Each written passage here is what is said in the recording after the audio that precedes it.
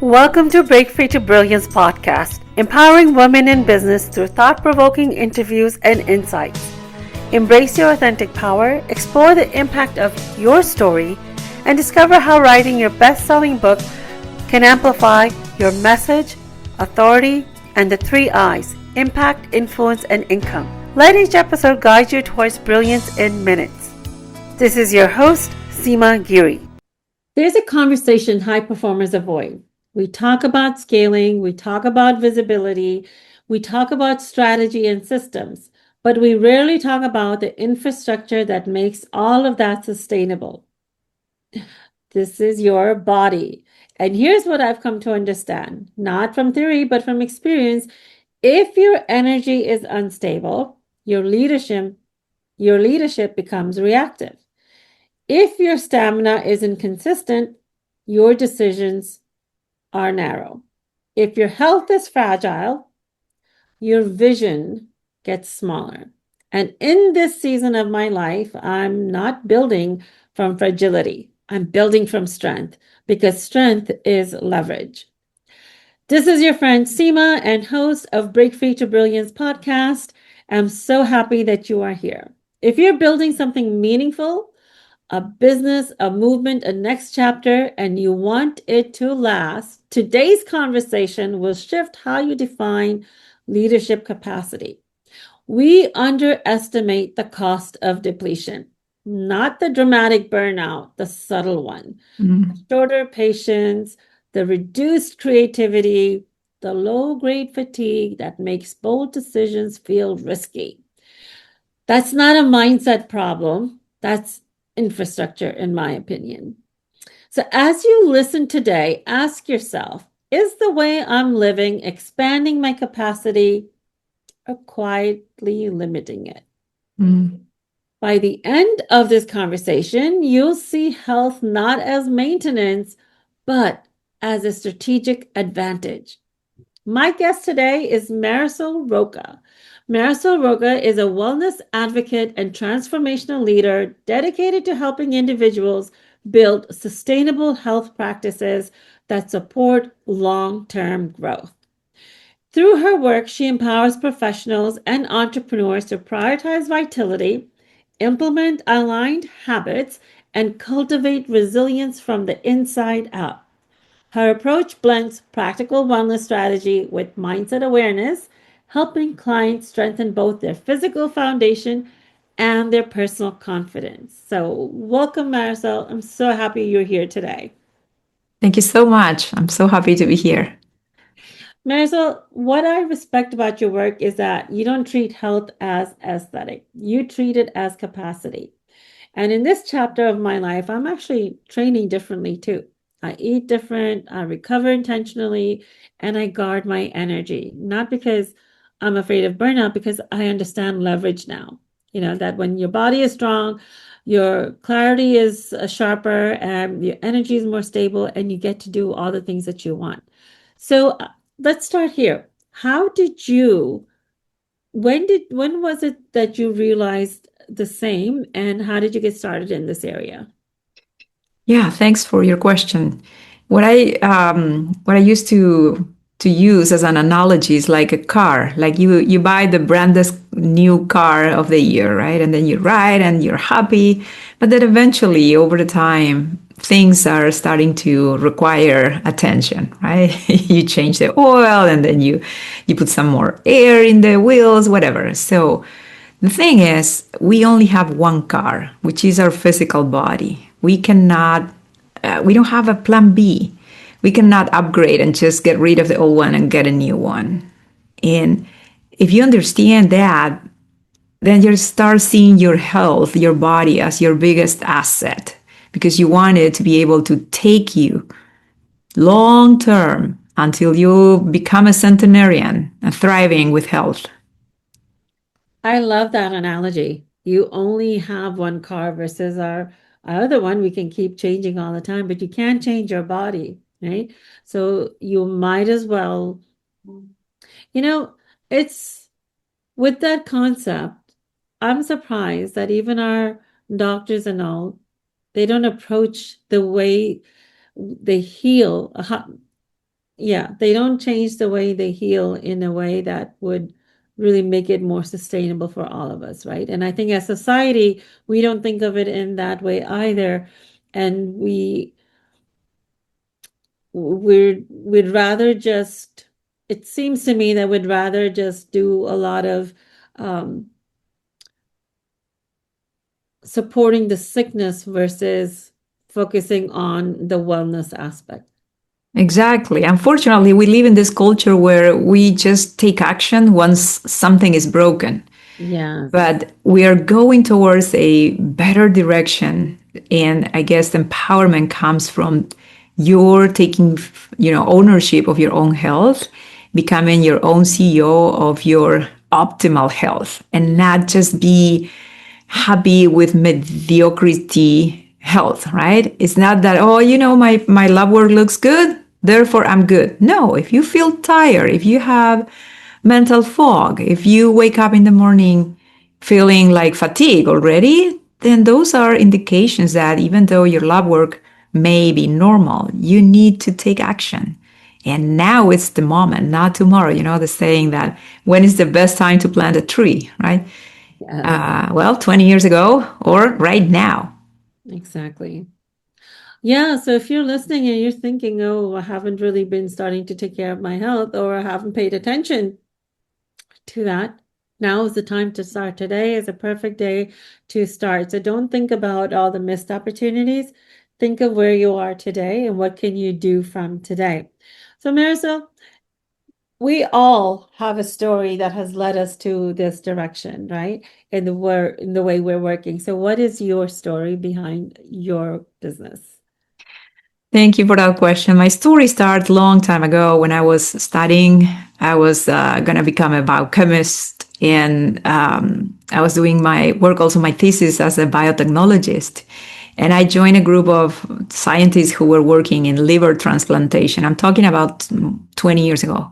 Mm-hmm. And back then, it was a time where we were aiming to get the whole human genome sequence. Like for the first time in 2000, we were very close to get all the answers we thought.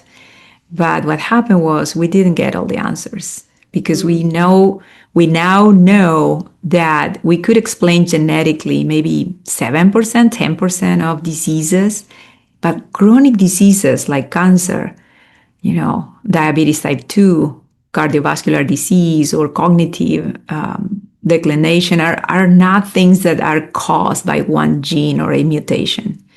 Mm-hmm. Those things are caused by our lifestyle, the choices, the daily things that we put in our mouth, the decision to exercise. I mean, every single day we are either going towards optimal health or chronic disease.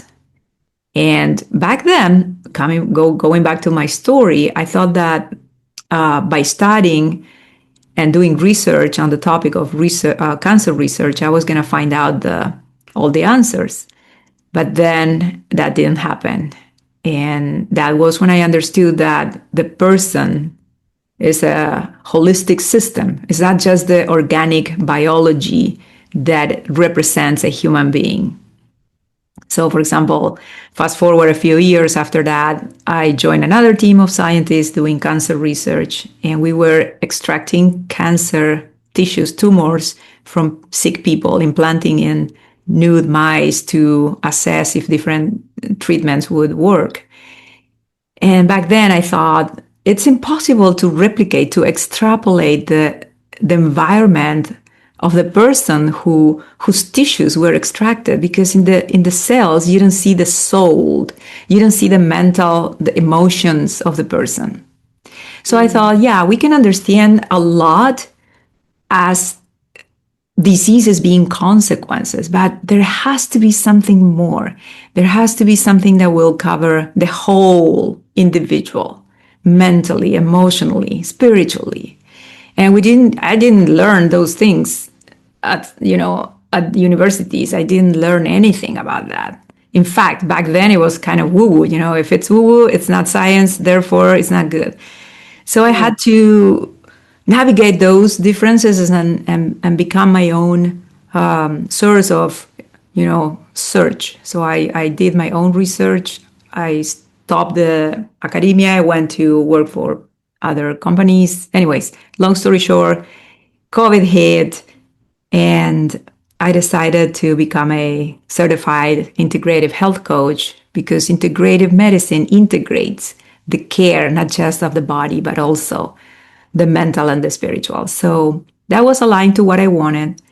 And COVID, we were all inside the house anyway, so I was able to get my training online.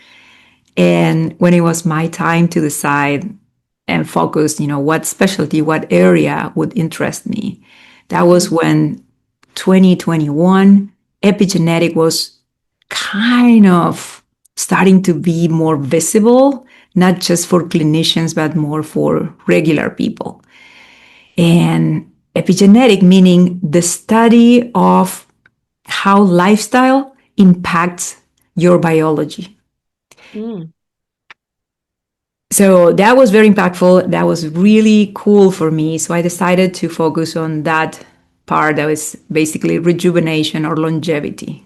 Because I thought if I make this work, if I get how can we reverse aging, if I can do the experiment and on my own, on myself, and I can replicate and I can make this work for others, then I found the holy grail. I mean, I found my solution.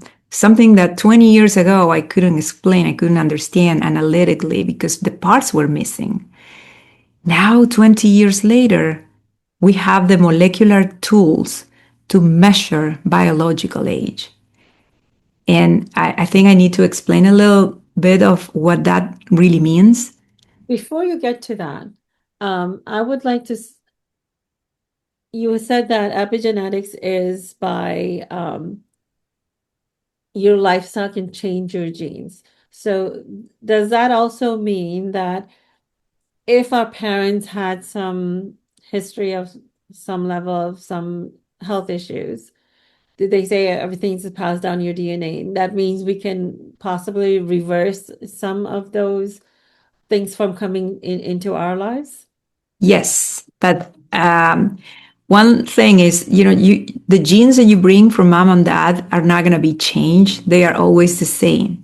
What you change, and this is a science of epigenetic, is how you regulate the genes that you have. Okay. So let's say you have bad genes that you got from your parents, but through lifestyle choices, you can keep those bad genes silent so that they're not going to create any disease in you. Or vice versa. You could have great genes, but if you don't have the lifestyle to support the activation of those good genes, they're not going to be supporting your health. So we all have those, I guess, for lack of a better word and simplicity, bad genes that could lead to some health issues. They just remain dormant because of how we choose to live and the kind of lifestyle that we want. And those that have been active especially in our parents, can also be dormant because of that. Yes, everything we are surrounded by is information to activate genes or keep them dormant. So then you said about reversing aging. So that means I could be 60 and really feel 40. Or my biological age could be 40 also. Exactly. You could be 60, someone else could be 60 as well, chronologically. But if we test, you may be 50 biologically. Your body might have that biological age, 10 years younger, or 11 years younger, like me. Or you could have a biological age that is older than your chronological. Yes.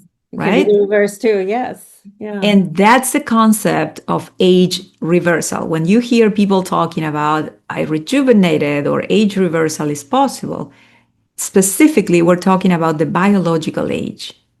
And that correlates much, much better than chronological age to chronic diseases. Why? Because you can have same people, same chronological age, but one person is exercising, eating clean, the other person might be obese or, already having issues, not taking care of smoking or drinking. And of course, the biological age will reflect the status, the age of that body, how that represents as a mean in the population, right? Because everything we know now is based on very sophisticated algorithms that computers are using to compare our data with the general population.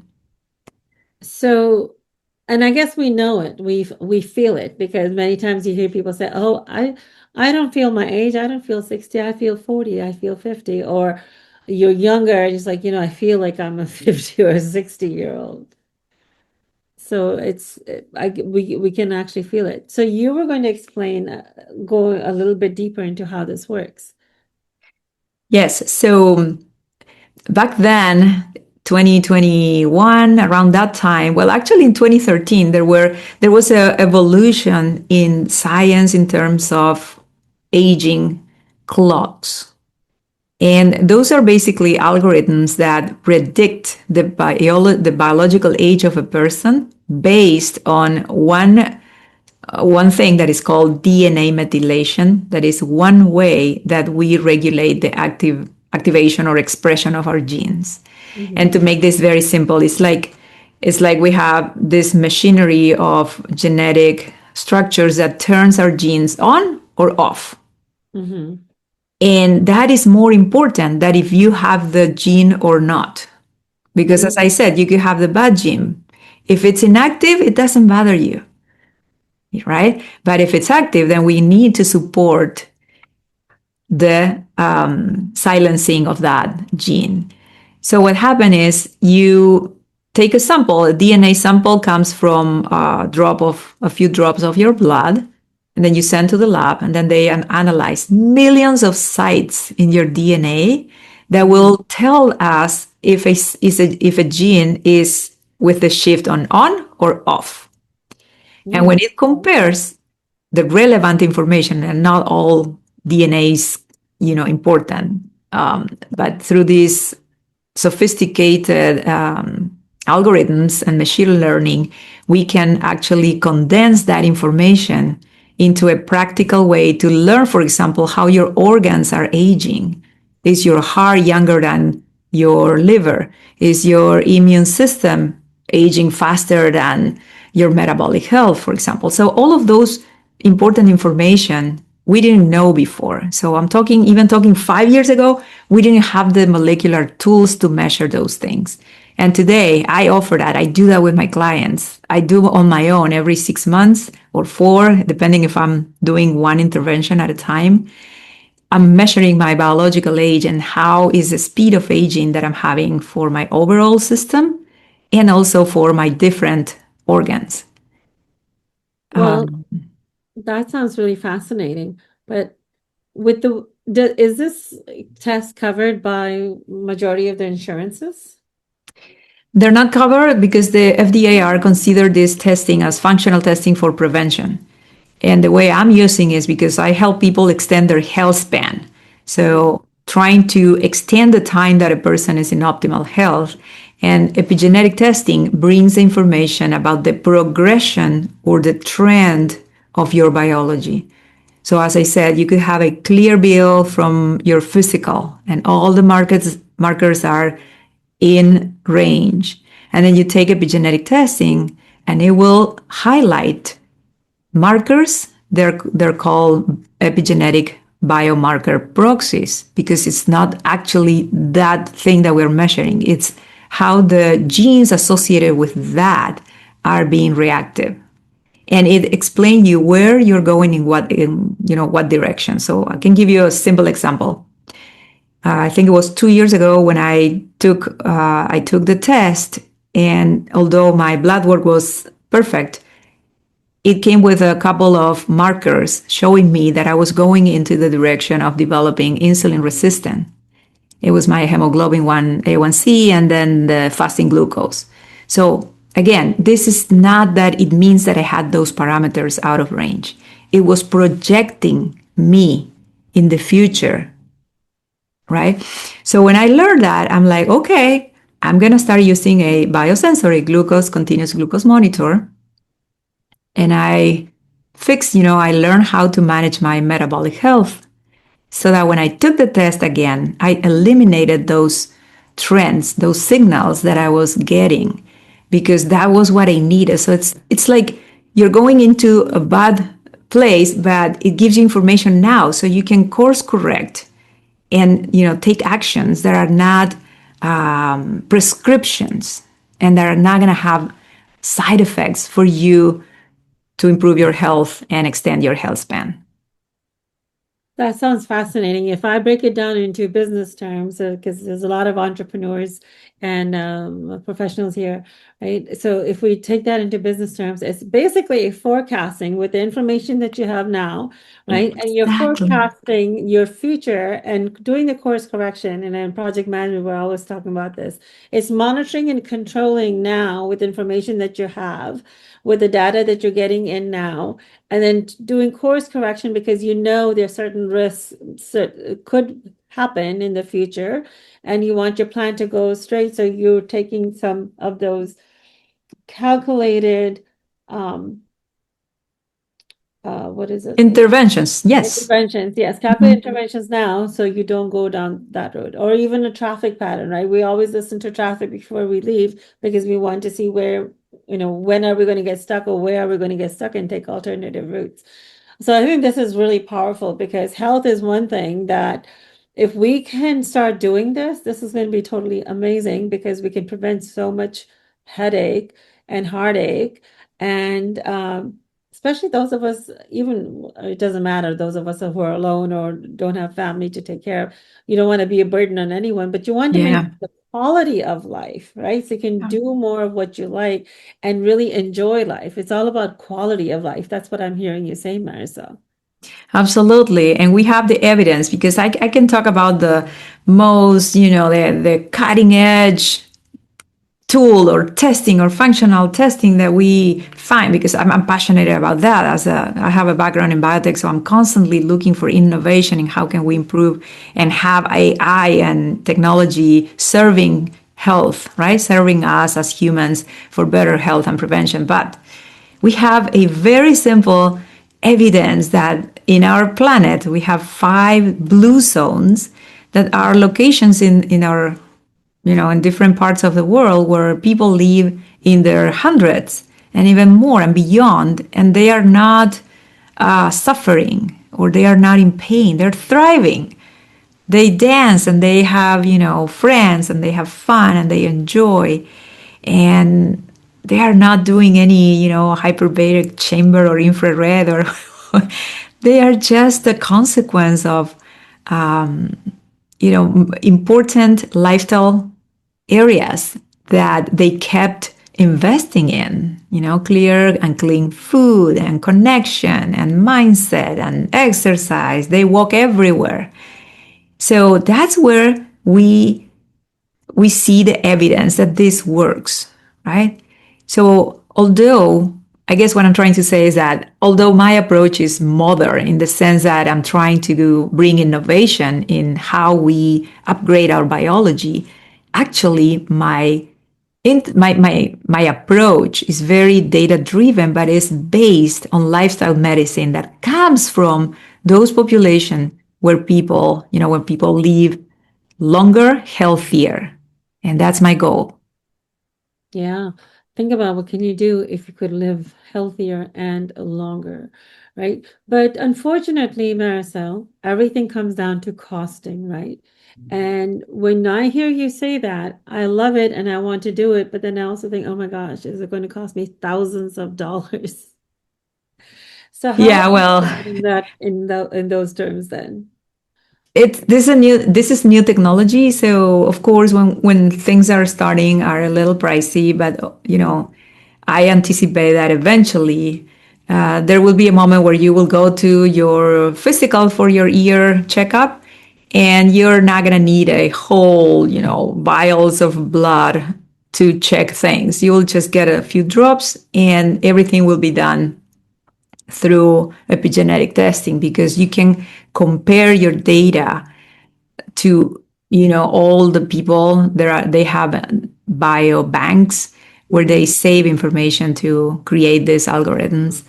So yes, it is pricey right now, but I anticipate that in the future it will go lower. But what you can do now, and this is free, invest, time in improving your sleep, for example. Sleep is very impactful. The other one is stress management.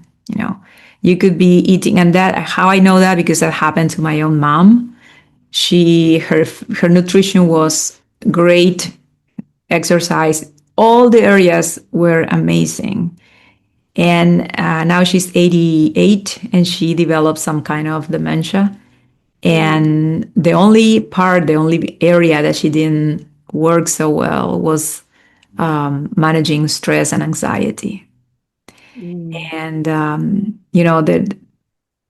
what I call my 7 pillars of age reversal include stress and emotional management.